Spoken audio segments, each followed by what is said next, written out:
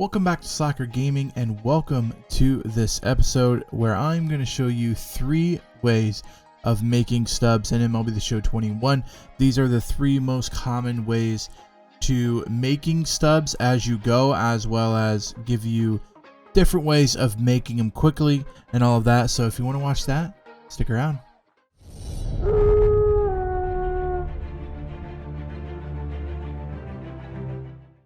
So I already have an episode out where I show you how to flip cards, and that's just one of the 3 ways of making stubs in MLB The Show 21. There's obviously more, but there's like 3 main ways, I would say, to making stubs. So if you're needing stubs for packs, if you're needing stubs to buy any card on the marketplace or anything like that, there's 3 ways you can do so and make enough stubs that you can kind of support yourself. So I wanted to say this because I've done all 3 ways you can do to make stubs, and all 3 ways will definitely work getting you towards the amount of stubs that you want to get.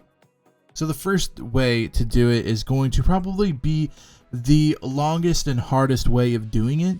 It's something that just happens, and that's the biggest way, is just to play games and to get stubs that way, and get stubs the way of doing programs and stuff like that. That's probably the longest way of doing it because you have to kind of just keep doing it, and it takes longer and longer to do. However, you're already playing the game, so you might as well get the stubs along the way. And what I've found in single player, you don't get as many stubs for doing any of these playing versus computer, the moments, the showdown, conquest, extra innings, all of that stuff. You don't get as much stubs in those games as you do playing online modes. So if you're wanting those extra stubs, online modes is really where you need to go and get those extra stubs.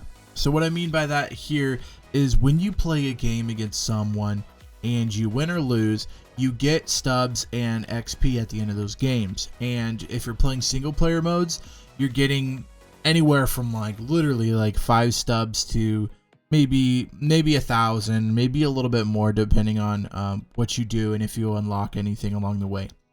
The other way to do it is online. Now, these differentiate. It kind of depends on who you're playing, how well you play, how long the game is, how stats, everything like that. You get some stubs, more stubs doing that. And what I found is ranked seasons gets a ton, and events gets a little bit, those 3-inning games type of thing. Battle Royale and events seem to get about the same, but if you play ranked seasons, that's really where it's at. And if you're doing this and getting stubs along the way, you're also going to be unlocking some rewards and some cards that you actually gain. So if you go 12-0 in Battle Royale, you're getting some really good reward cards that are worth 100,000 stubs. So if you're really good at these, at the end, you're going to get 100,000 stubs, or you get the card to keep, however you want to do it. But I mean, just think about it. You're investing 1,500 subs here. If you're good and you go 12-0, you're getting a James Paxton or a Stanton or something, a lighter, that's 100,000 stubs that you can end up selling. And so basically, you're getting the 100,000 plus the stubs you make while you're playing. Ranked seasons, same thing. You could get a Vita Blue, David Justice. If you get so many wins in here, all the way up here, if you can get 40 wins, you're getting one of these World Series players. Basically, 100,000 cards right here. For playing a 9-inning game, even if they quit, whatever, you're going to get at least 1,000 stubs usually is what I get.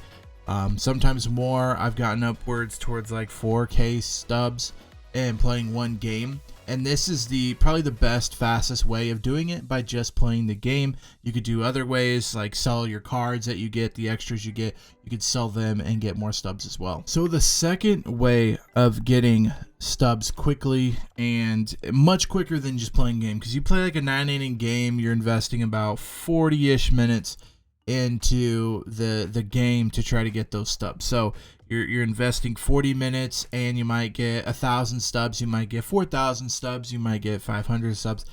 It's kind of hard to figure out what you're going to get when you play games. However, this one is a little easier in the fact that you kind of know what you're getting because you are flipping cards. And flipping cards is, to me, the fastest and easiest way of getting up your stub count. So when I started in my other video, I told you I started at 20K.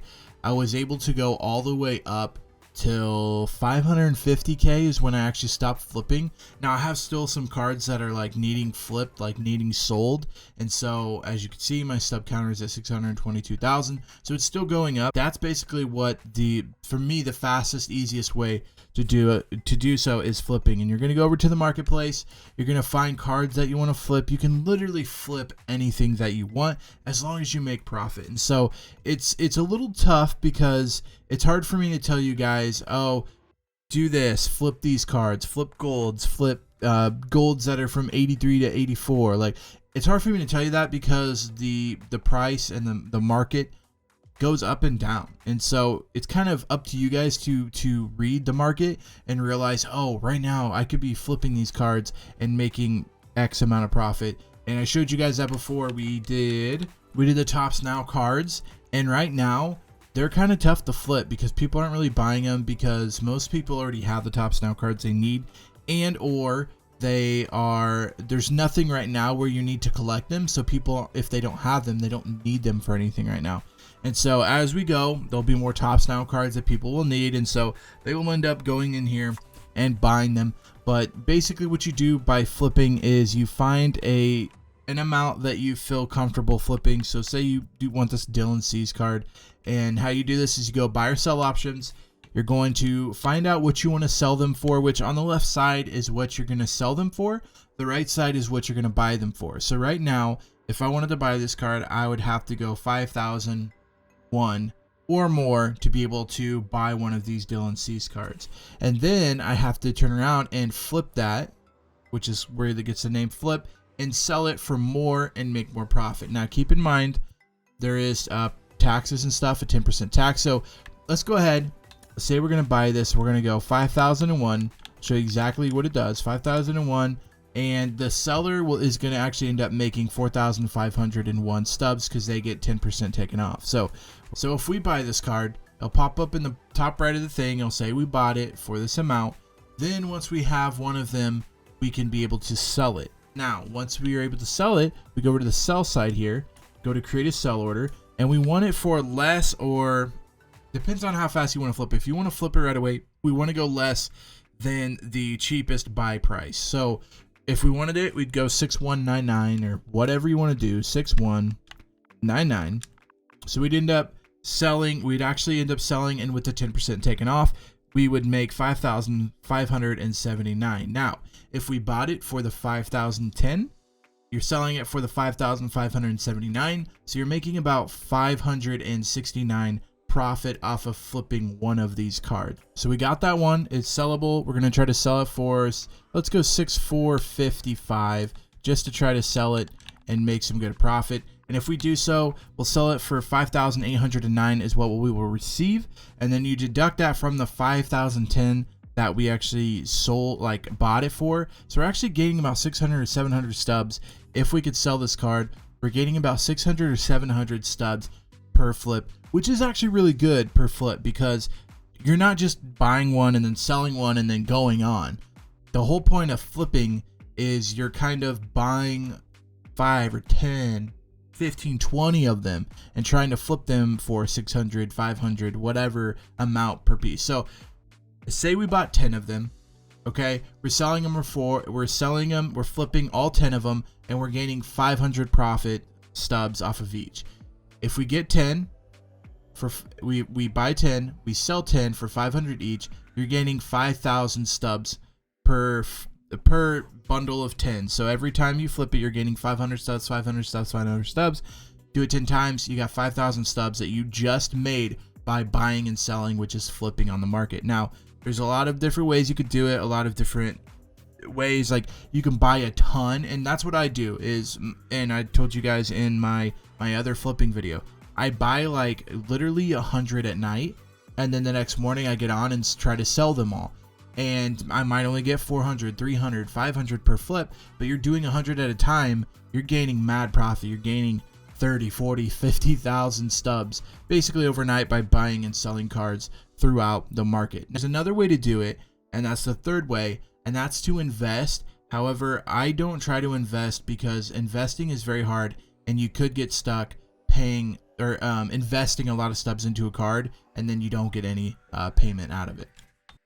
So what I mean by investing in cards is you're going to invest in live series cards, and only live series cards, because they are the only cards that will fluctuate with their overall level. And the reason that they do that is they're live series, so if they play better in real life, their rating will go up. If they play worse in real life, their rating will go down. You can use that to make a ton of profit, and I will show you guys how.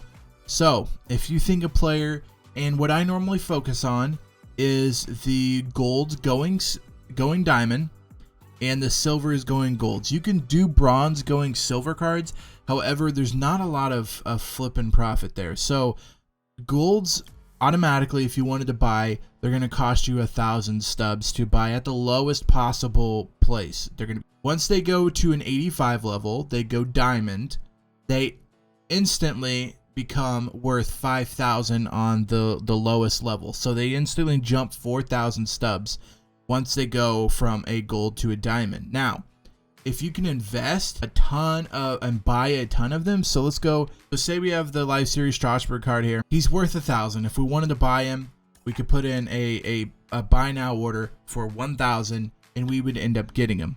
Then he goes diamond, goes up to an 85 at least.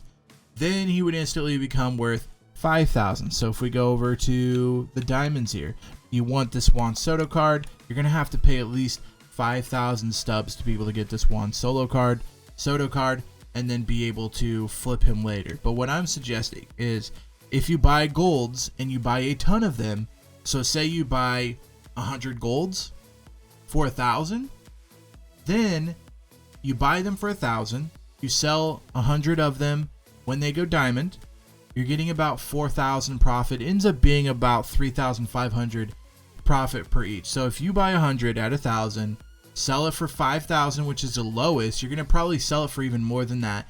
Say you get 3,500 off of each flip, you do 100 of them, you're walking out of here with 350,000 stubs just by flipping one card. The catch is they have to go up. If they have to go up in value, and that's where the catch is, because I've done it and I've kind of learned my lesson. You can invest a lot of stubs into a card, and then it doesn't go up, and then you're stuck there with that card, and you're really stuck with what you can do with that card. So to kind of prove that, I have done a bunch of silvers and gold ones, because the silvers are really cheap. You could buy a silver for like 200 and then flipping it for 1,000. Yeah, it's only 600 profit, but you can also buy hundreds and hundreds of these cards because they're not as expensive. Whereas if you're going from gold to diamond, you get the 3,500 per flip type of thing, but you're also investing 100,000 into golds to try to go diamond. If you're investing 100,000 into silvers, you can flip like 500, 600 cards, and you end up actually making more flipping the silvers into golds, because you can buy a lot more silvers. Once they go gold, you can sell them. So what I'm saying there is, there's a couple of guys that I've invested in that I have not seen the payout yet. One of them being Alberto Mondesi. He keeps getting injured. He's been a 79 all year. He really needs to go up. However, keeps getting injured, so they don't up his card. What I mean by that is, look, I have 199 of his cards, not to mention, I think I'm selling him for, I believe I'm selling him for 1,099 stubs, and I think I have over 100 sell orders for him. So once he goes up, hopefully he goes up, I'll sell about 300 of these cards, make about 500 per flip. Selling 300, that's a ton of profit. But that's what I'm saying, is you might get screwed like I did, because I invested a ton into him. I invested well over 100,000 into Mondesi going up. Just has never gone up yet, so I haven't seen that return yet. I have about 100,000 stubs invested in him, just waiting for him to go up. So you got to be careful, and that's why it's investing, because you never know if they're going to go up or down. There's some cards you kind of have an inkling of, oh, they're probably going up, they're probably not.